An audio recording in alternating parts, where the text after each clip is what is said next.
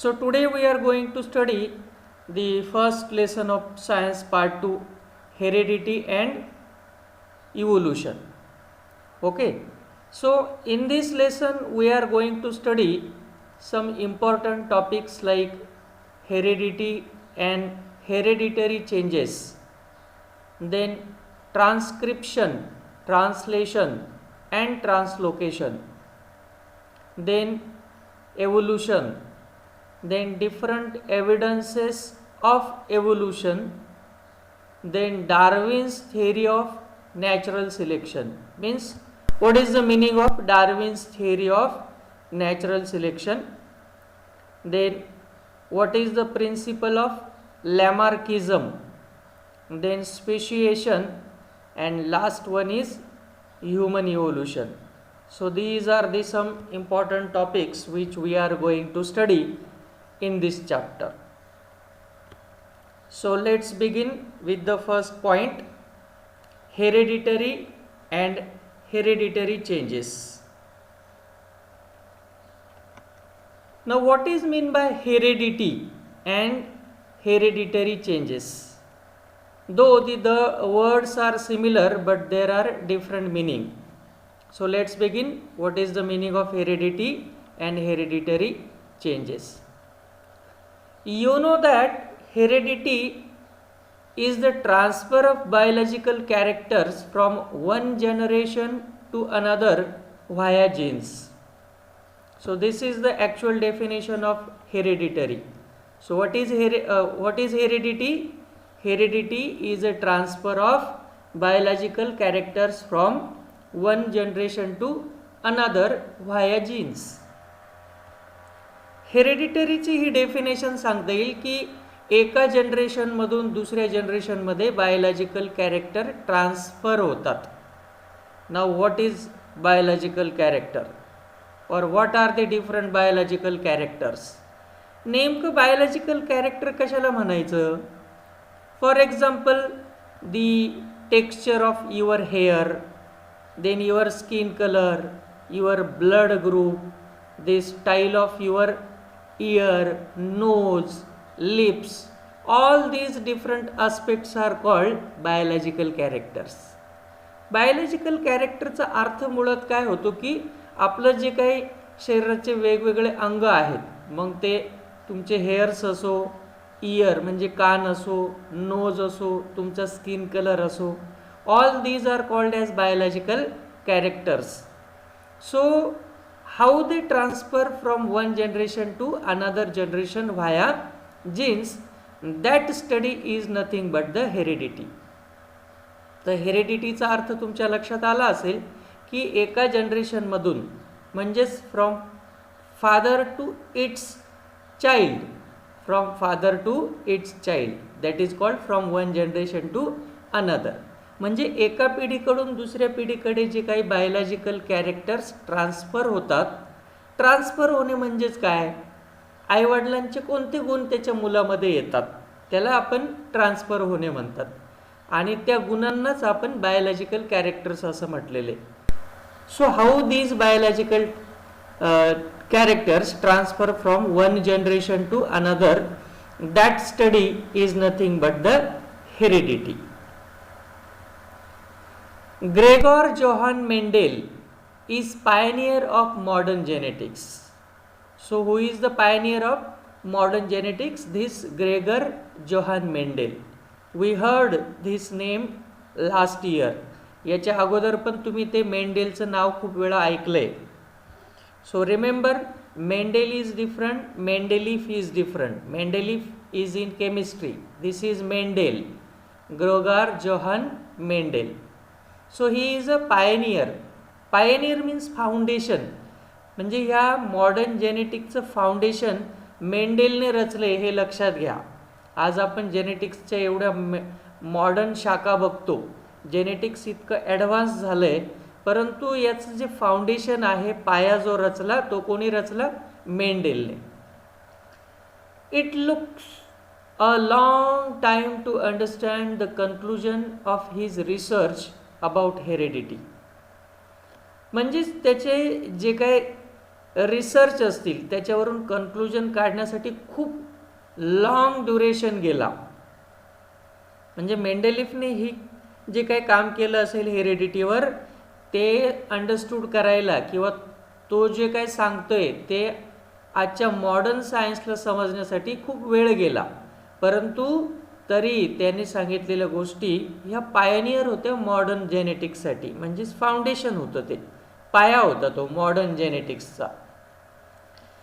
In 1901, the reasons behind the sudden changes were understood due to the mutational theory of Hugo de Vries.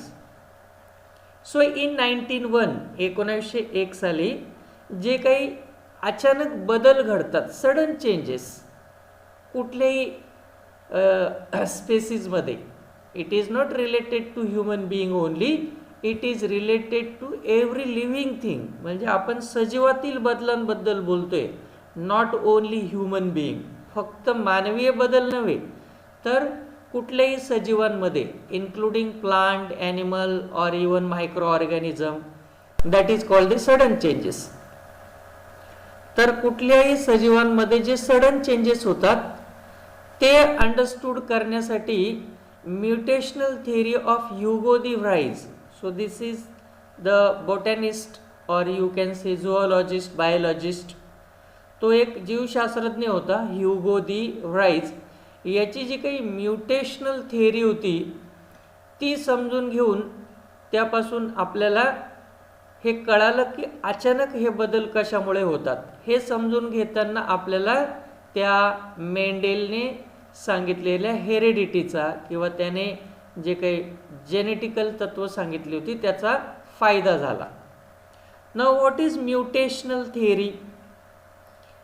Certain changes takes place in some genes or some characters of DNA. Now you know what is DNA, RNA. We have studied it in 9th standard. आता DNA काय असतं, RNA काय असतं तुम्ही मागच्या वर्षी म्हणजे इयत्ता 9वीला बघितलंय. त्याच्यावर जे सर्वात छोटे छोटे सेगमेंट असतात DNAवर, आपण त्याला जीन म्हणतो, जनुके मराठीमध्ये. तर ह्या जनुकांची काही विशिष्ट जागा असते, फिक्स पोझिशन असते. ती पोझिशन जर अचानक बदलली तर त्याला आपण म्युटेशन म्हणतो. आणि त्यामुळे मग ते अचानक बदल होतात एखाद्या व्यक्तीमध्ये. मग हे चेंजेस कधी कधी चांगले असतात, कधी कधी वाईट असतात. मग त्यामुळे वाईट असतील तर त्या व्यक्तीला आजार होतात आणि त्याला आपण जेनेटिकल डिसऑर्डर असं म्हणतो. अशा जेनेटिकल डिसऑर्डर कधीच रिपेअर होत नाही, कारण त्याच्यावर काही औषधच नाही, कारण ते तुमच्या शरीरामध्ये झालेला तो कायमस्वरूपी बदल आहे. Meanwhile, in 1902, Walter Sutton observed the paired chromosomes in the cell of grasshopper. Until then, it was not known to anyone. आणि पुढे मग 1902 ला Walter Sutton observed the paired chromosome. Paired means two, जोडीने जे येतात त्याला आपण पेअर्ड क्रोमोझोम्स म्हणतो. So again this Walter Sutton also biologist. मग याच्या पण असं लक्षात आलं 1902 ला की ग्रासोफर म्हणजे नाकतोडा जो असतो, या नाकतोड्याच्या सेलमध्ये जे क्रोमोझोम्स असतात, व्हॉट आर क्रोमोझोम्स, मराठीत आपण त्याला गुणसूत्र म्हणतो. These chromosomes are responsible to carry the biological characters from one generation to another generations, and these chromosomes are present inside the cell of nucleus. म्हणजे सेलमध्ये जो न्यूक्लियस असतो त्याच्यामध्ये क्रोमोझोम्स असतात आणि ह्या क्रोमोझोम्स मध्ये परत DNA असतं, DNA वर जीन्स असतात. Genes are responsible to carry these biological characters. म्हणजेच बघा, एखाद्या इंडिव्हिज्युअलच्या सेलमध्ये खूप सारे कॉम्पोनंट्स असतात, त्याला सेल ऑर्गॅनेल्स म्हणतो आपण. You have studied the cell. Cell तुम्ही स्टडी केलाय, त्याच्यामध्ये खूप सारे सेल ऑर्गॅनेल असतात, including nucleus, mitochondria, Golgi bodies, chromosomes, lysosomes, plasma membrane. All these are the parts of cell. Again, inside that cell there is a nucleus and inside nucleus again there are nucleons. म्हणजे न्यूक्लियसमध्ये परत जे काय असेल त्याला आपण न्यूक्लिऑन्स म्हणतो. आणि त्या न्यूक्लिऑन्समध्ये काय असतं? DNA. And DNA is a double helicoid structure. जसं तुम्ही एखादा गोलाकार जिना काढलेला असेल सरळ, तर तो त्याची जे दोन टोकं ज्या पद्धतीने वरती जातात तशा पद्धतीचं स्ट्रक्चर असतं DNAचं. ओके. तर त्या ग्रासोफरच्या DNA वर त्याला पेअर्ड क्रोमोझोम्स भेटले. तोपर्यंत आपल्याला असं माहिती नव्हतं, किंवा आपल्याला म्हणजे कोणालाच माहिती नव्हतं की क्रोमोझोम्स हे नेहमी जोडीने असतात. तोपर्यंत आपण सिंगल क्रोमोझोम्स पकडायचो. Research started in the direction of finding the nature of genetic material when it was proved that genes are carried via chromosomes. Now research started म्हणजेच आता त्याच्यावर शोध सुरू झाला. And in the direction of finding the nature of genetical material when it was proved that genes are carried via chromosomes. आता एवढं तर कळलं आपल्याला की जे काय कॅरेक्टर्स असतात ते क्रोमोझोम्सवरील जीन्सच्या थ्रू कॅरी होतात. These genes are responsible to carry the biological character from one generation to another generation. So once we understood that, we start the research. म्हणजे जेव्हा आपल्या लक्षात आलं की अरे हे क्रोमोझोम्सवर जे जीन्स असतात ते रिस्पॉन्सिबल असतात एका पिढीचे कॅरेक्टर दुसऱ्या पिढीपर्यंत कॅरी करण्यासाठी, मग त्याच्यावर डीप रिसर्च सुरू झाला. through which 1944 trio of scientists Oswald Avery, Maclean McCarthy and Colin McLeod proved that except viruses all living organisms have DNA as genetic material. बघा पुढे मग 1944ला ट्रायो ऑफ सायंटिस्ट, ट्रायो म्हणजे त्रिकूट, शास्त्रज्ञांचं त्रिकूट, 3 शास्त्रज्ञ होते ते. कोणकोणते? Oswald Avery, Maclyn McCarty and Colin MacLeod proved that except viruses.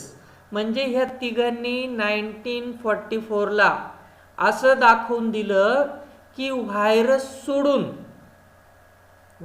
सोडून ऑल लिव्हिंग ऑर्गॅनिझम मध्ये DNA हेच जेनेटिकल मटेरियल असतं. Now remember, whenever we are talking about genetical material, then we are talking about such a material which is responsible for carrying the biological character from one generation to another generation.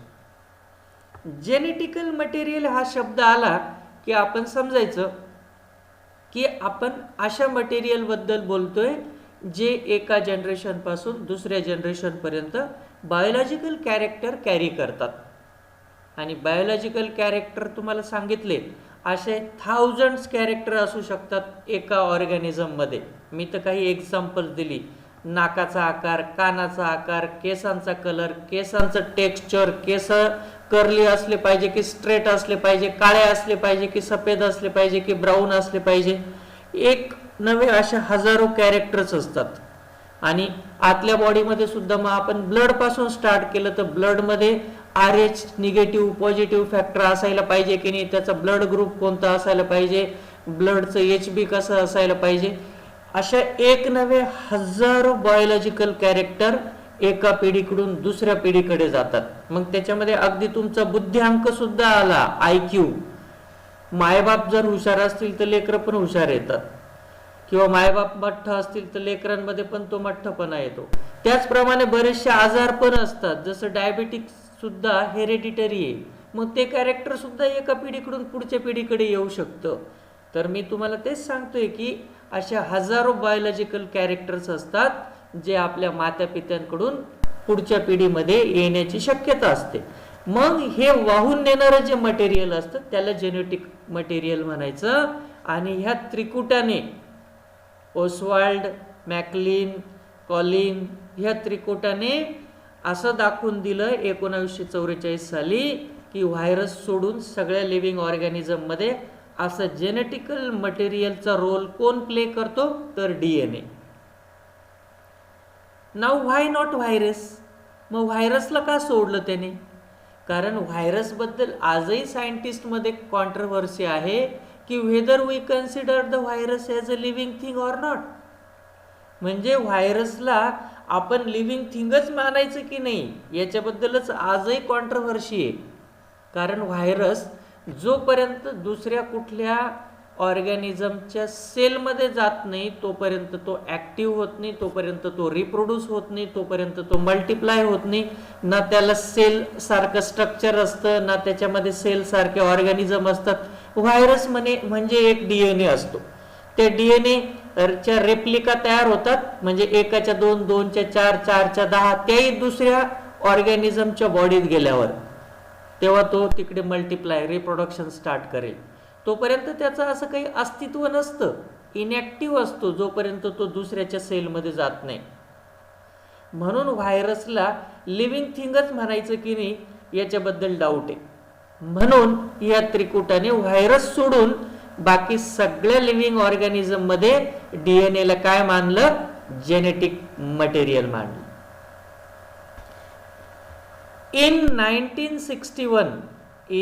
1961, the French geneticist Francois Jacob and Jacques Monod proposed a model for process of protein synthesis with the help of DNA in bacterial cell. So, after 1944, in 1961, these two scientists, Francois and Jacques Monod, proposed a model for process of protein synthesis with the help of DNA in bacterial cell. म्हणजेच यांनी bacterial सेलचा study केला आणि त्याच्या DNA मध्ये protein synthesis कसं होतं याचा शोध लावला 1961 ला फ्रँकोइस जॅकोब आणि जॅक मोनोद यांनी. Now what is protein synthesis? Synthesis means preparation, manufacturing. म्हणजेच त्या बॅक्टेरियाच्या सेलमधील DNA मध्ये प्रोटीन कसं तयार होतं वेगवेगळं याचा शोध लावला.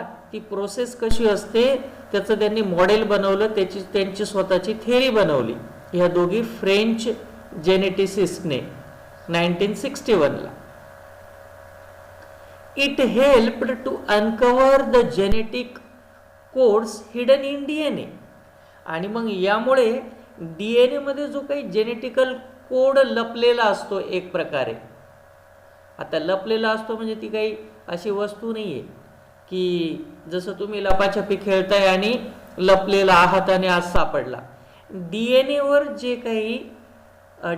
वर जे काही थ्रेड्स असतात, थ्रेड्स म्हणजे छोटे छोटे सेगमेंट, तुकडे, त्याला आपण जीन म्हणतो. आणि ह्या जीन्सवर ज्या पद्धतीचं प्रोटीन मॅन्युफॅक्चर्ड होईल त्यानुसार ते कॅरेक्टर व्हिजिबल असेल. म्हणजेच थोडक्यात केसांचा कलर कसा असला पाहिजे याच्यासाठी एक विशिष्ट प्रोटीन तयार होईल आणि ते प्रोटीन जर त्या पिढीमध्ये ॲक्टिव्ह झालं तर त्या पिढीच्या केसांचा कलर तसा राहील. म्हणजेच थोडक्यात एक प्रकारे प्रत्येक कॅरेक्टरसाठी त्या प्रकारचं सेपरेट प्रोटीन तयार होईल आणि ते प्रोटीन म्हणजे तो कोड झाला एक प्रकारचा की मग आता याच्या डोळ्यांचा कलर कसा असला पाहिजे, केसांचा कलर कसा असला पाहिजे, ब्लड ग्रुप कसा असला पाहिजे. Okay, so whenever these two scientist show their model for process of protein synthesis, it simply help to uncover the genetic code hidden in DNA. म्हणजे त्यांचा शोध खूप महत्त्वाचा ठरला. DNA वर कॅरेक्टर साठी एक विशिष्ट प्रकारचा कोड असतो.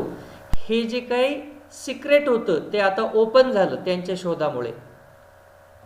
Thereby the technique of recombinant DNA technology emerged, which has vast scope in the field of genetic engineering.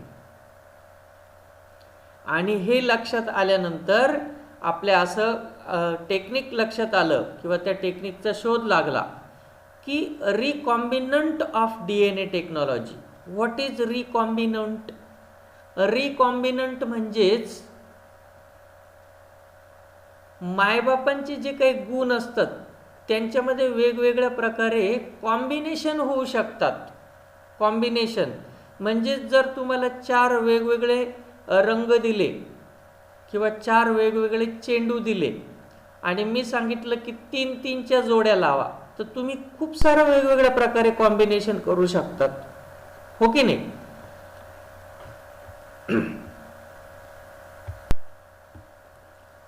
तर रिकॉम्बिनेशनचा अर्थ झाला की तुम्हाला जर वेगवेगळ्या प्रकारचे कलरचे बॉल दिले तर तुम्ही त्याचं वेगवेगळं रिकॉम्बिनेशन करू शकतात. तर DNA मध्ये सुद्धा तसंच आहे.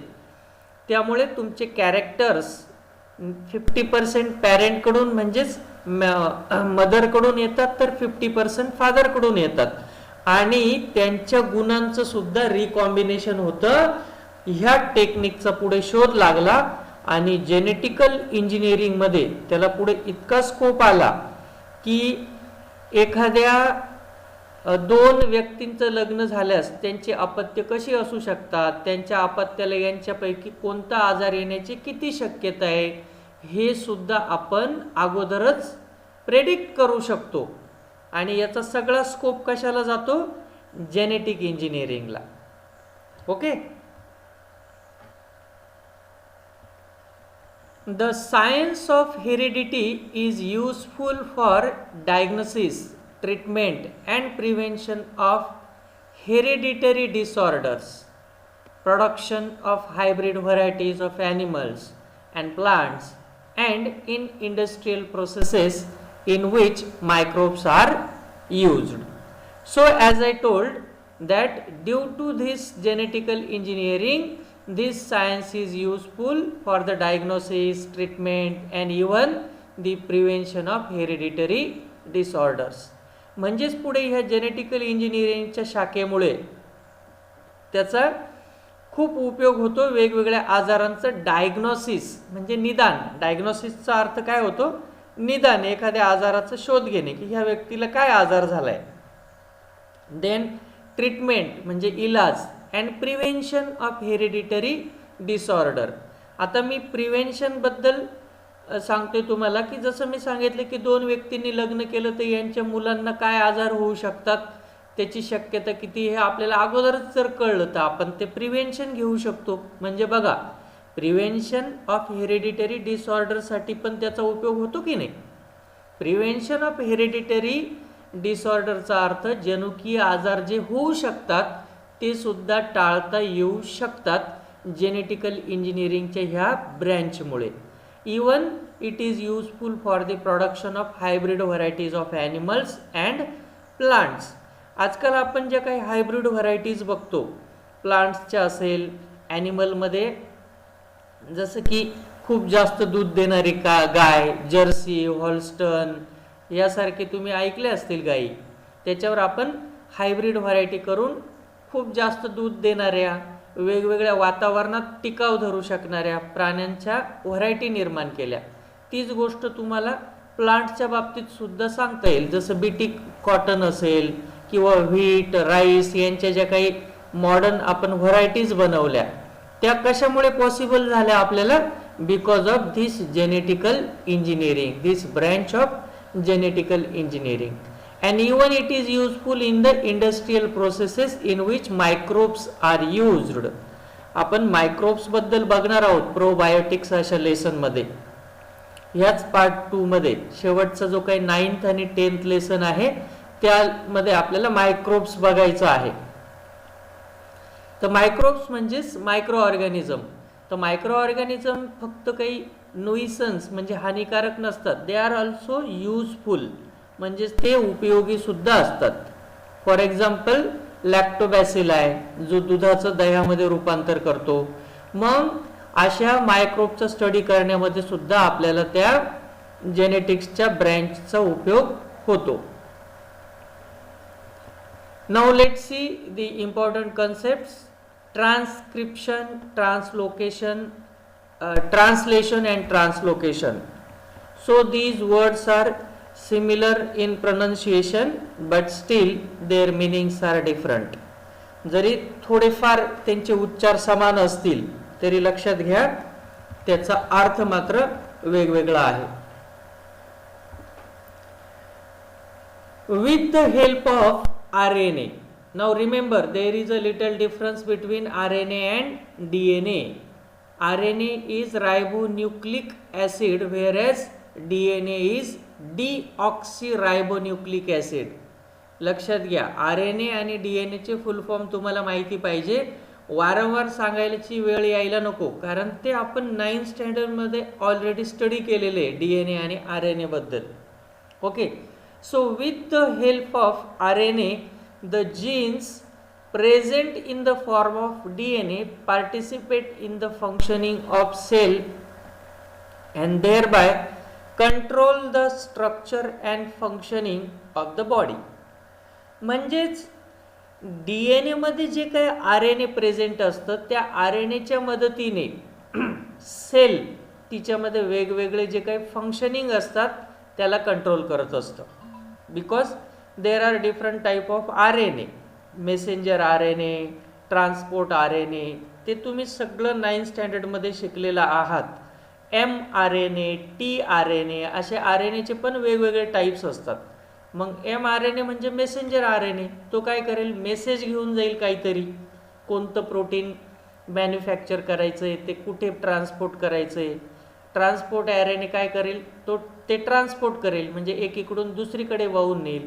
यासारखा डिफरंट रोल असतात RNAचे. So with the help of this RNA present in DNA simply help in the control the structure and functioning of the body. आणि सेलमध्ये हे सगळं चालतं हे लक्षात घ्या. सगळं सेल्युलर लेवलवर चालत असतं ऑर्गॅनिझमच्या साईजनुसार. काही ऑर्गॅनिझम असे असतात where there is only cell level organisation, काही ॲनिमल्स असे असतात जिकडे टिश्यू लेवल ऑर्गनायझेशन असतं, काही ठिकाणी ऑर्गन लेवल, काही ठिकाणी सिस्टम लेवल ऑर्गनायझेशन. ह्युमन बिईंगमध्ये सिस्टम लेवल ऑर्गनायझेशन असतं कारण आपल्या बॉडीमध्ये फक्त सिंगल सेल कॅपेबल नसते सगळे फंक्शनिंग करण्यासाठी. So cell come together to form tissue come together to form organ and different organ come together to form a system. So we have studied it in previous standard. I think it was there in 7th standard. Information about protein synthesis is stored in the DNA and synthesis of appropriate protein as per requirement is necessary for body.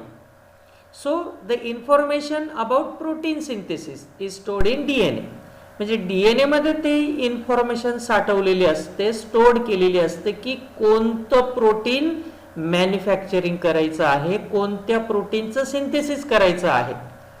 Okay, and as per requirement in the necessary for the body. म्हणजे त्या बॉडीमध्ये केसांचा colour येण्यासाठी, blood group तयार होण्यासाठी किंवा कोणतंही body functioning करण्यासाठी कोणतं प्रोटीन सिंथेसिस करायचं आहे. सिंथेसिस करणं शब्द आला की समजून घ्या की मॅन्युफॅक्चरिंग करणं, त्याचं प्रोडक्शन करणं, त्याची निर्मिती करणं, त्याला सिंथेसिस म्हणतात. मग तिकडे मॅन्युफॅक्चरिंग शब्दच का नाही वापरला, सिंथेसिस का वापरला? तर सिंथेसिसचा अर्थ असतो काही तिकडे अशा प्रकारचे ऑर्गन असतात जे काही ना काहीतरी सिक्रेट करतात. मग ते वेगवेगळ्या ग्लँड्स असू शकतात, त्या ग्लँड्सच्या सिक्रेट करतात, त्याला रॉ मटेरियल करून त्याला रिअरेंज करून काही केमिकल रिॲक्शन करून निर्मिती होते. म्हणून तिकडे सिंथेसिस हा शब्द योग्य आहे, not manufacturing, but meaning is same. म्हणजेच कोणत्या टाईपचं बॉडीला जे रिक्वायर्ड आहे त्यानुसार कोणत्या टाईपचं प्रोटीन तयार झालं पाहिजे, मॅन्युफॅक्चर झालं पाहिजे, ही सगळी इन्फॉर्मेशन कुठे स्टोर्ड असते तर त्या DNA वर. these proteins are synthesized by DNA through the RNA. So RNA is responsible for protein synthesis and this RNA is present on DNA. म्हणजेच ते सिंथेसाइज करण्याचं काम मग RNAचं. RNAचं काम खूप सारं आहे. मी सांगितलं की वेगवेगळ्या टाईपचे RNA असतात. There are different types of RNA which play different role. So protein synthesis is also one of the role of this RNA. म्हणजे त्या प्रोटीनचं सिंथेसाइज करणं हे सुद्धा त्या RNAचं एक काम आहे. This is called the central dogma. Remember, this word is very important. So many times questions are asked on this topic. What is central dogma? So this central dogma is nothing but the role of RNA present in DNA to synthesize the required body protein, whose code is present on DNA or stored on DNA in the form of gene.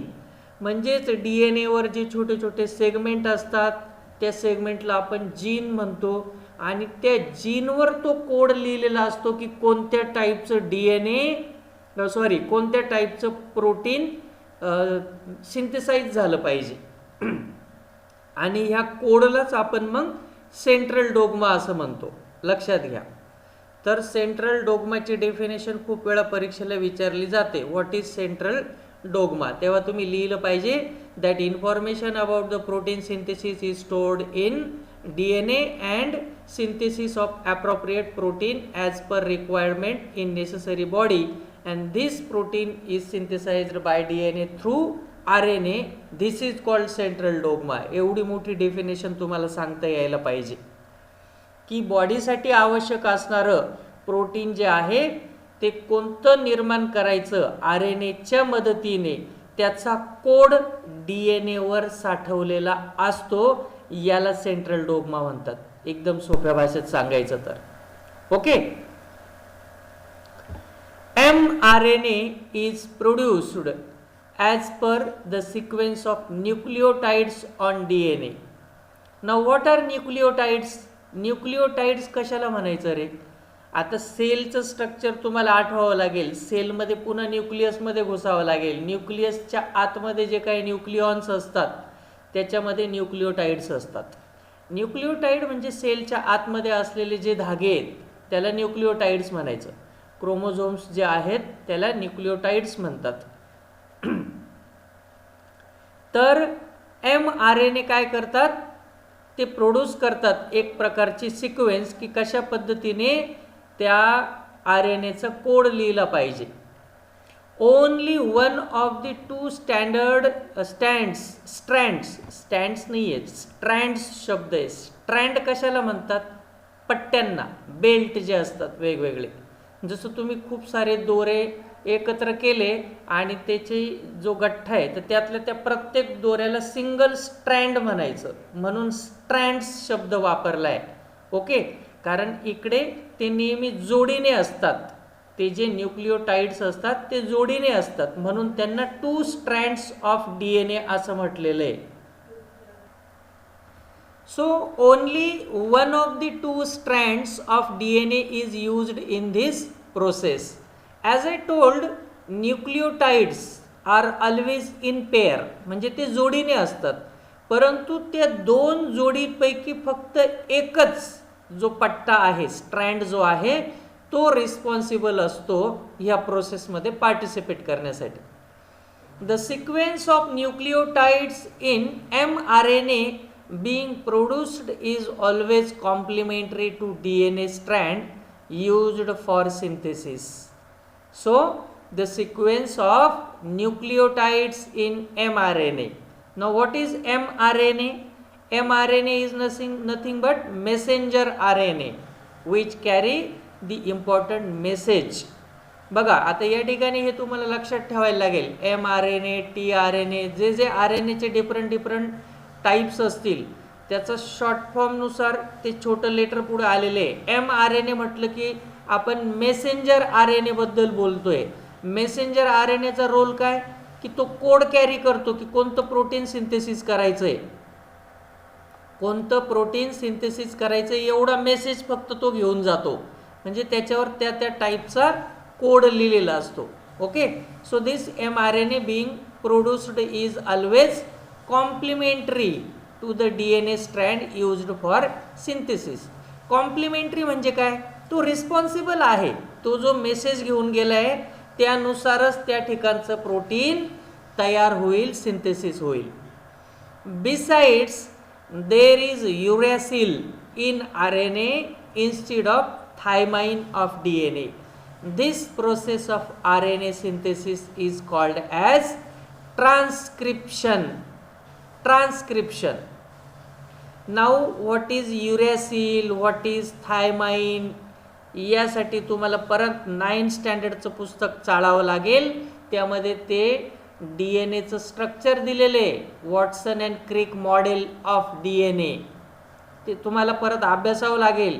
प्रत्येक गोष्ट मी इकडे सांगू नाही शकत की DNAचं structure असं आहे की दोन्ही पट्टे जे पॅरलल चालतात हेलिकॉइड स्ट्रक्चरने, त्यामध्ये इकडच्या बँडवर युरॅसिल असेल तर त्या बाजूला थायमाइन असतं, म्हणून U आणि T असे ते मध्ये बेल्ट जॉईन केलेले तुम्हाला जर स्ट्रक्चर आठवत असेल DNAचं तर त्या युरॅसिल आणि थायमाइन हे एक टाईपचे प्रोटीन्सच आहे. तर ह्या प्रोटीनच्या बँडवर म्हणजेच त्या ठिकाणी युरॅसिल ऐवजी त्या ठिकाणी थायमाइन असतं आणि मग त्यानुसार ही प्रोटीन सिंथेसिसची प्रोसेस चालते. यालाच आपण ट्रान्सक्रिप्शन असं म्हणतो. म्हणजेच एक प्रकारे स्क्रिप्ट लिहिणं झालं की कोड लिहिणं झालं की काय तयार करायचंय. मग ही कोड लिहिण्याची पद्धत आहे, म्हणून त्याला काय म्हटलंय, ट्रान्सक्रिप्शन. म्हणून ट्रान्सक्रिप्शनची सुद्धा डेफिनेशन तुम्हाला येऊ शकते, किंवा इनफॅक्ट बऱ्याचशा वेळेला write a short note on transcription, translocation and translation and translocation, तिघांचंही येऊ शकतं. तेव्हा तुम्हाला डेफिनेशन लिहिता यायला पाहिजे. Now see on this page there is a figure. If you see that two bands, there is A, T, U, G, C, and you know that these words has certain meaning. T for thymine, A for adenine, C for cytokinin, G for guanine, U for uracil. ते सगळं तुम्हाला मागच्या वर्षाचं आठवावं लागेल. त्याला आपण RNA nucleotides असं म्हणतो. हे जे काही स्ट्रँड्स दिसतात त्या ठिकाणी त्याला आपण RNA न्यूक्लियोटाइड्स म्हणतो. So the mRNA formed in nucleus comes in cytoplasm. Now what is cytoplasm? It is a matrix, jelly like matrix present inside the cell, and all cell organelles are embedded in that cytoplasm. Cytoplasm म्हणजे ते एक असं चिकट द्रव असतो पेशीमध्ये, ज्याच्यामध्ये बाकीचे सगळे पेशीमधले ऑर्गन्स असतात ते तरंगत असतात, त्याला सायटोप्लाझम म्हणतात. So this mRNA form in nucleus comes in cytoplasm. मग न्यूक्लियसमध्ये तयार झालेला हा mRNA पुढे ह्या सायटोप्लाझममध्ये येतो, न्यूक्लियसमधून बाहेर येऊन. It brings in the coded message from DNA. आता तो मेसेंजर RNA म्हणजे त्याच्याकडे मेसेज येतो, कोड आहे की कोणतं कोणतं प्रोटीन तुम्हाला सिंथेसाइज करायचं आहे. Okay, so it brings in the coded message from DNA. DNA कडून तो कोड घेऊन येतो बाहेर, मेसेज घेऊन येतो. The message contains the codes for the amino acid. So remember, proteins are nothing but the complex compounds of amino acids. आता protein म्हणजे काय, ॲमिनो ॲसिडचे एक प्रकारचं कॉम्प्लेक्स कंपाऊंड आहे, त्यालाच आपण प्रोटीन म्हणतो. प्रोटीनमध्ये मेन कॉन्स्टिट्युएंट असतात ते ॲमिनो ॲसिड्स, आणि ॲमिनो ॲसिड्स आपल्याला कुठून मिळतात, वेगवेगळ्या प्रोटीन्समधून. आपण जे काही प्रोटीन्स खातो, वेगवेगळ्या डाळी वगैरे खातो, आपल्या बॉडीमध्ये प्रोटीन्स फार आवश्यक असतात, आणि हे प्रोटीन्स जेव्हा पचतात म्हणजे त्याचं डायजेशन होतं तेव्हा त्याच्यापासून ॲमिनो ॲसिडच तयार होतात. म्हणजेच आपल्या बॉडीला प्रोटीनची आवश्यकता सर्वात जास्त असते, कारण हे प्रोटीन जे आहे तेच ॲमिनो ॲसिडची निर्मिती करतात. ॲमिनो ॲसिड म्हणजेच प्रोटीन्स असतात आणि प्रोटीन्स सिंथेसिस होण्यासाठीच त्या ॲमिनो ॲसिडची गरज असते. So the message contain the codes for amino acids, means which amino acid is to be synthesized. That message is contained on that RNA. The code for each amino acid consists of 3 nucleotides. It is called as triplet codon. Again this word is also important. म्हणजे definition मध्ये बऱ्याचशा वेळा विचारलं जातं what is triplet codon. तर तो जो amino ॲसिडचा code असतो तो 3 न्यूक्लिओटाइडचा बंच असतो, म्हणून त्याला काय म्हणायचं, ट्रिपलेट कोडॉन. हे ट्रिपलेट कोडॉनच्या शोधाबद्दल नोबेल प्राइज मिळालेले आहे, कारण तोपर्यंत आपल्याला हेच माहिती नव्हतं की असा काही कोड असतो आणि तो कोड ॲक्च्युली कोणत्या प्रकारचं प्रोटीन सिंथेसाइज करायचं हे सांगतो आणि कोणत्या प्रकारचं प्रोटीन सिंथेसाइज होईल त्यानुसार त्या टाईपचं बायोलॉजिकल कॅरेक्टर एका पिढीकडून दुसऱ्या पिढीमध्ये व्हिजिबल होईल, ट्रान्सफर होईल. So this triplet codon is very important. What is triplet codon? There is a code for the manufacturing of each amino acid which consists of 3 nucleotides, that is called actually triplet codon. म्हणजेच कोणतं amino acid manufacture व्हायला पाहिजे याच्याबद्दलचा code तो mRNA carry करत असतो आणि हा mRNA जेव्हा तो कोड कॅरी करतो तेव्हा तो 3 न्यूक्लिओटाइडचा बंच घेऊन जात असतो, म्हणून त्याला ट्रिपलेट कोडॉन असं म्हणायचं. So, Dr. Hargobind Khorana, a scientist of Indian origin, has made an important contribution in discovery of triplet codons for 20 amino acids, and for this work he has been awarded with the Nobel Prize in 1968 along with 2 other scientists. So this is very pride for us. आपल्यासाठी अभिमानाची गोष्ट पाहिजे की भारतीय वंशाचे doctor Hargovind Khorana यांनी actually 20 वेगवेगळ्या amino ॲसिडच्या मॅन्युफॅक्चरिंगसाठीचा जो ट्रिपलेट कोडॉनचा जो कोड आहे तो शोधून काढला आणि त्यासाठी त्यांना 1968ला नोबेल प्राइज सुद्धा मिळालेलं आहे इतर त्यांच्या 2 शास्त्रज्ञांबरोबर. Then each mRNA, that is each messenger RNA, is made up of thousands of the triplet codons. Now see, each mRNA, प्रत्येक मेसेंजर RNA असे thousands triplet codons तयार करतो. As per the message on mRNA, amino acids are supplied to tRNA. बघा आता transport RNAचा role आला. mRNA means messenger, जो फक्त message घेऊन जातो, ज्याच्याकडे फक्त कोड असतो, कोड की कोणतं प्रोटीन मॅन्युफॅक्चरिंग करायचं आहे तो कोड त्याच्याकडे लिहिलेला असतो, ज्याला आपण ट्रिपलेट कोडॉन असं म्हणतो. So as per the message on mRNA, amino acids are supplied by tRNA. आता हे ॲमिनो ॲसिड सप्लाय केलं जातं. mRNA वर फक्त कोड लिहिलेलं आहे, परंतु ते ट्रान्सपोर्ट करण्याचं काम, सप्लाय करण्याचं काम कोण करतं? tRNA, कारण त्याचं नावच tRNA म्हणजेच ट्रान्सपोर्ट RNA. जसं तुम्ही द्राक्षाचे पेटे भरले, परंतु ते पेटारे जर एका ठिकाणाहून दुसरीकडे वाहून न्यायचे असेल तर तुम्हाला ट्रक लागेल ना. मग तो ट्रक म्हणजे काय? Transport RNA. त्याच्यात टाकल्यावर तो इकडून तिकडे वाहून न्यायचं काम करेल. म्हणजे tRNAचा रोल फक्त ट्रान्सपोर्ट करण्याचं आहे, इकडून घ्यायचं आणि ज्या बाजूला पाहिजे त्या साईटवर नेऊन टाकायचं, त्याला म्हणायचं tRNA, that is transport RNA. For this purpose tRNA has anticodon having complementary sequence to the codon on mRNA. This is called translation. आता बघा, समजा 2 व्यक्ती आहेत जसं की पूर्वीच्या काळी तुम्हाला इतिहासात शिकलेला आहात की राजे महाराजे असायचे, त्यांना तर काही इंग्लिश येत नव्हतं, परंतु ब्रिटिशर्स आले, मग राजाशी संवाद साधायचा आहे, त्या ठिकाणी त्यांना परवानगी पाहिजे ट्रेड करण्याचं, व्यापार करण्याची. मग राजाला इंग्लिश येत नाही आणि इंग्लिश व्यक्तीला राजाची भाषा येत नाही. मग अशा वेळेला ट्रान्सलेटर असायचा, ट्रान्सलेटर. तो ट्रान्सलेटर असा असतो की ज्याला इंग्लिश पण येते आणि समजा महाराष्ट्रातील राजा असेल तर त्याला मराठी येत असेल. म्हणजेच या ठिकाणी तो ट्रान्सलेटर काय काम करणार, ट्रान्सलेशनचं. जो काय राजा मराठीत सांगेल तो समोरच्याला इंग्लिशमध्ये सांगेल, समोरचा जो इंग्लिशमध्ये सांगेल तो राजाला मराठीत सांगेल. त्याच पद्धतीने हे TRNA पण असतात, त्यांच्यावर अँटीकोडॉन असतात. काय असतात, अँटीकोडॉन.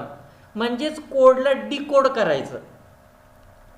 जो mRNA मेसेंजर RNAवर जो मेसेज लिहिलेला आहे तो कोडांच्या भाषेत आहे, त्याला अँटीकोडॉन असतात TRNAवर, ते डिकोड करतात, म्हणजे तो मेसेज वाचून दाखवतात. म्हणजेच एक प्रकारे सिंथेसिस करणाऱ्याला सांगतात की बाबा त्याच्यावर असा कोड आहे, त्याचा असा अर्थ आहे, त्यानुसार हे प्रोटीन तू निर्माण कर. त्या प्रोसेसला आपण म्हणायचं ट्रान्सलेशन. म्हणजे एक प्रकारे त्याने त्या कोडचा काय केला, अर्थ समजून सांगितला, ट्रान्सलेट करून सांगितला निर्माण करणाऱ्याला. मग तो निर्माण करणारा त्या प्रकारचं प्रोटीन निर्माण करेल. तर ह्या प्रोसेसला काय म्हणायचं, translation. The amino acids brought in by tRNA are bonded together by peptides bonds with the help of rRNA. मग आता या ठिकाणी आपल्याला असं दिसतंय की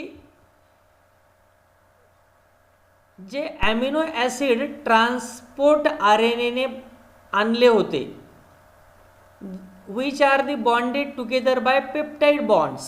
आता पेप्टाइड त्या ठिकाणी तुम्हाला वरती दिसेल, P सुद्धा असेल, A जसं सांगितलं मी ॲडेनाईन, T थायमाइन, तसं P म्हणजे पेप्टाइड. हे एक प्रकारचं केमिकल आहे.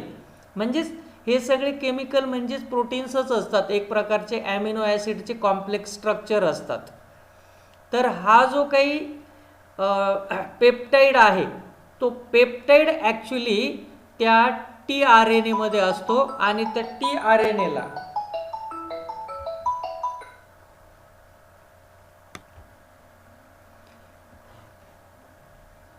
so what is the meaning of rRNA? Ribosome RNA.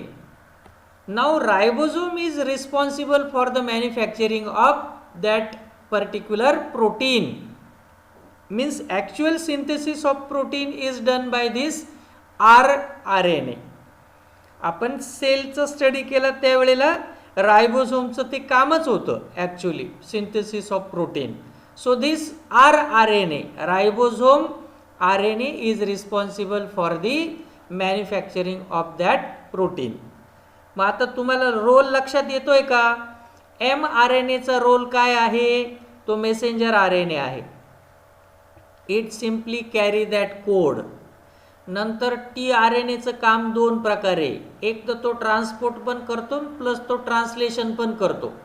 म्हणजे इकडून तिकडे घेऊन पण जायचं, प्लस ज्या ठिकाणी जायचे नेऊन द्यायचे त्याला ट्रान्सलेट पण करून देतो की कोणत्या टाईपचं या ठिकाणी ह्या mRNA मध्ये जो काय मेसेज आहे त्या मेसेजचं मिनिंग काय ते तो त्या rRNA ला सांगतो आणि त्याच्या अकॉर्डिंग rRNA काय करतो, मग त्या टाईपचं प्रोटीन निर्माण करतो.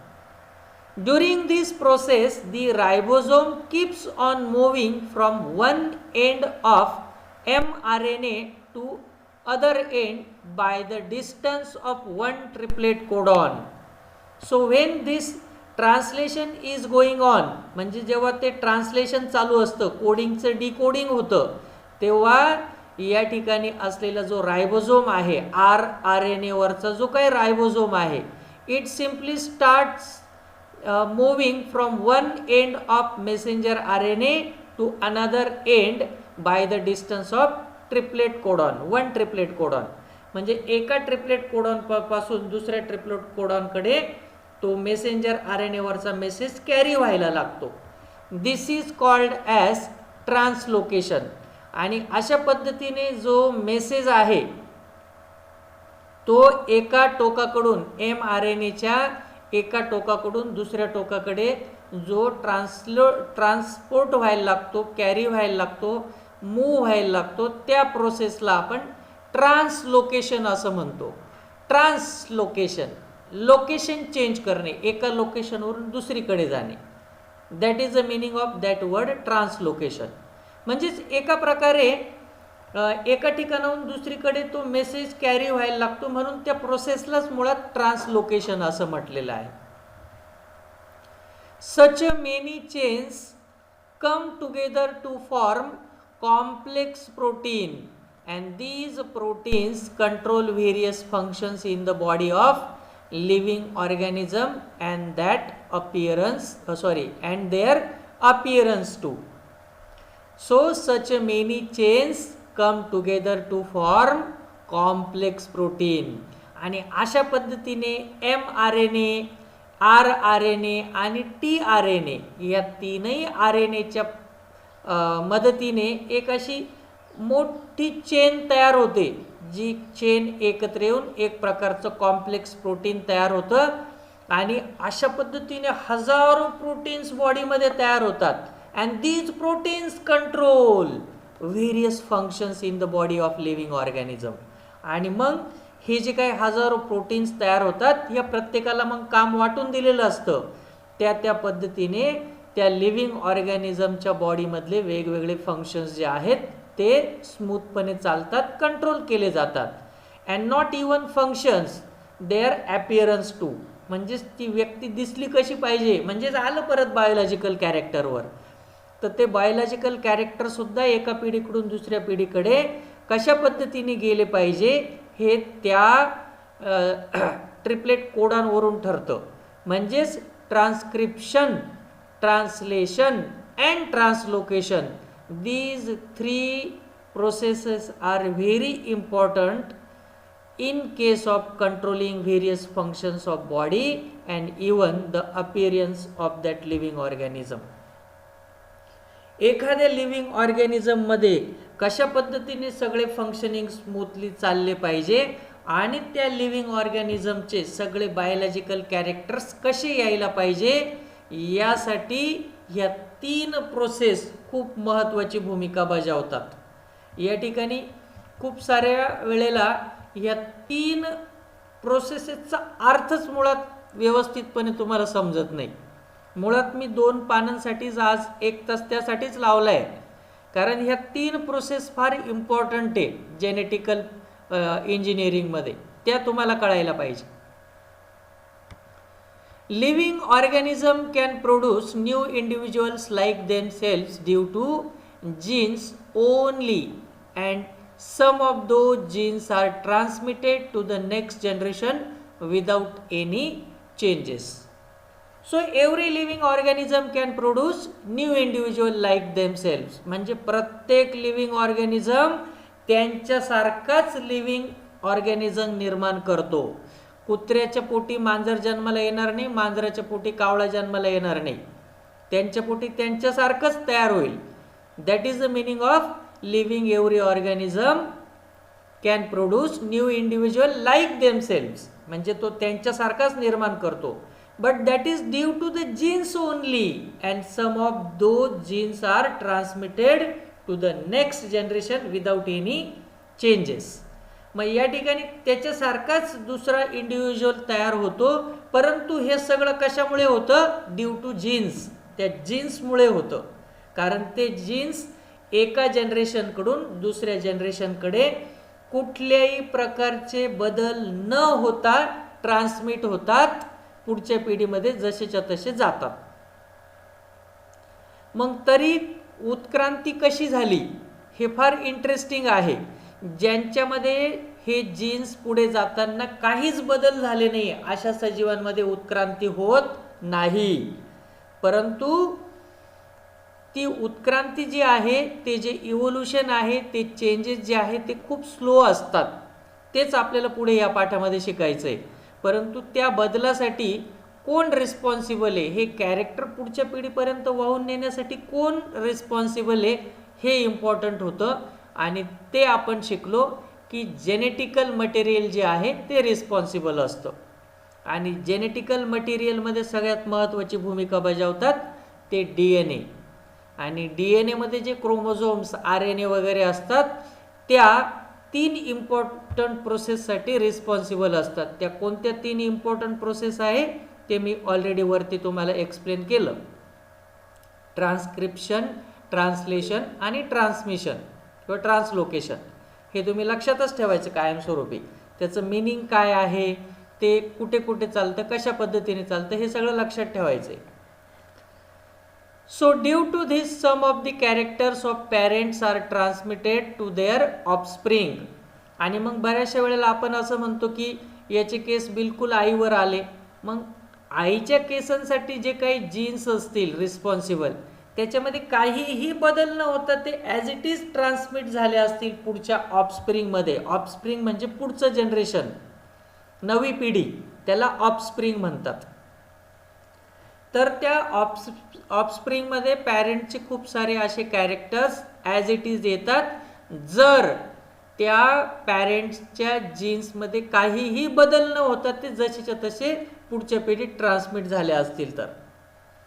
However, sometimes sudden changes occur in those genes and sometimes any nucleotides of gene changes its position that causes a minor change which is nothing but mutation.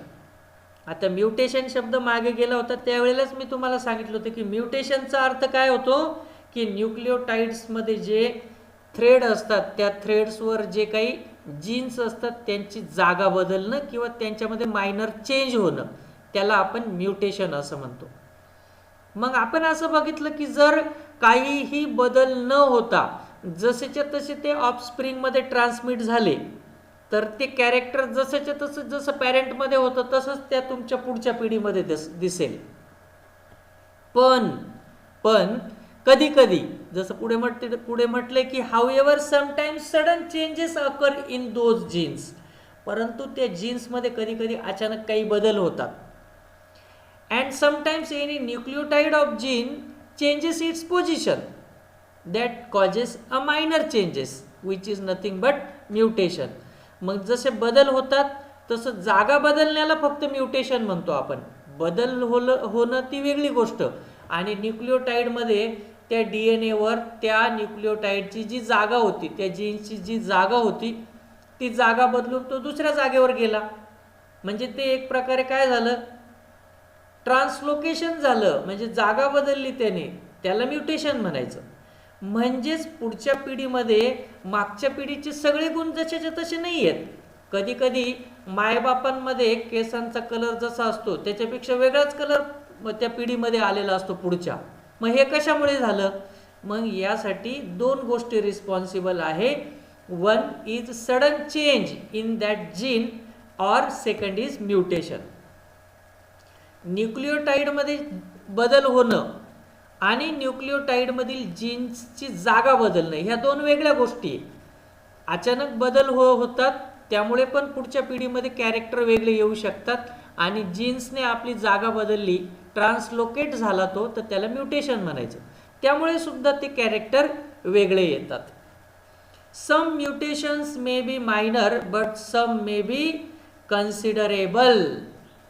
For example, mutation may cause some genetic disorder like sickle cell anaemia. आता हा sickle cell anaemia काय ते आपण पुढच्या काही पाठांमध्ये शिकणार आहोत. तो एक प्रकारचा आजार आहे, डिसऑर्डर आहे. मराठीत त्याला पांडुरोग असं म्हणतात. पूर्वीच्या काळी तुम्ही महाभारतामध्ये ऐकलं असेल, पांडुराजाला तो रोग झाला होता, त्यामुळे तो खूप अर्ली स्टेजमध्ये मेला. कारण त्या काळामध्ये विज्ञान एवढं पुढं गेलेलं नव्हतं की पांडुरोगावर इलाज काढता येईल. म्हणून तेव्हापासून त्या रोगाला नाव पांडुरोग पडलं, सिकल सेल ॲनिमिया. आपण पुढील काही पाठांमध्ये त्याबद्दल शिकणार आहोत.